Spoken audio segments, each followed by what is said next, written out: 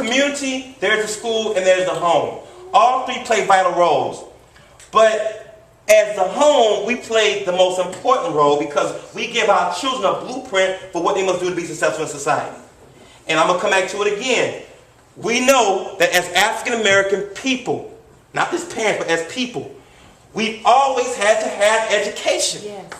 Yes. So, and for some reason, it's like I believe we as a community have gotten Afrocentric amnesia, where we've forgotten about the role of education. That's always been our ticket to success. We know our ancestors have died for us to get an education, and we're going to throw it away? No, that's not going by. I'm not going down. We're not going down that. Now, again, I'm going to close out with this point. I'm going to take your question. I'm not here to tell you how to raise your children. That's not my role. Can't do it. Don't want to do it. That's you. But what I can do is challenge you to raise the stakes for our kids.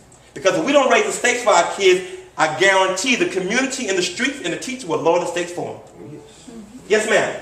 My question is, I've noticed that more and more African American boys, in particular, are being diagnosed with ADD, ADHD.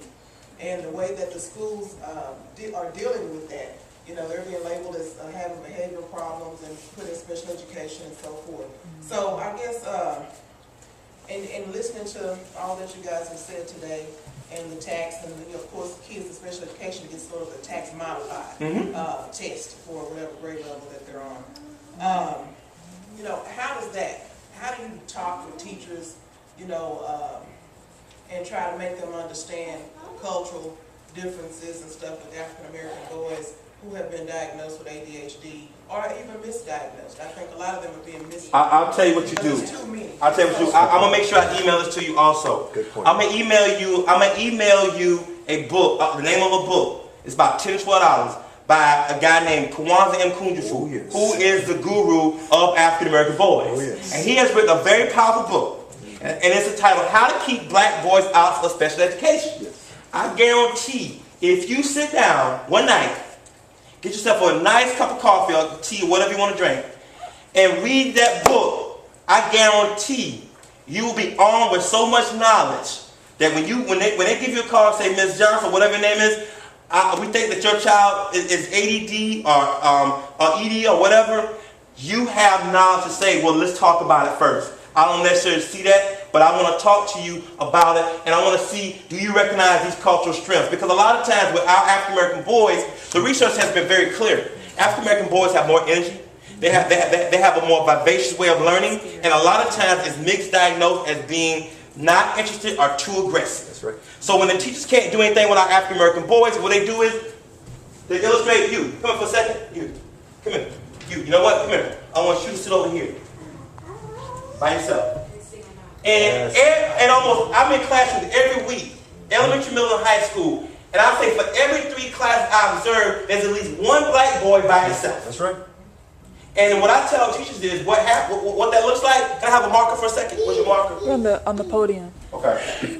Oh, right here. Right on the podium. On the podium. Okay. What that looks like is this. You have everybody else is over here, all other students. Okay. But then you have your African American boy over here. Now, what happens is, if we as black parents don't get involved and stop this madness, what will happen is this. In society, you got society here. Now, the difference now is you got a prison cell around this. That's it. That's it. That's it, brother.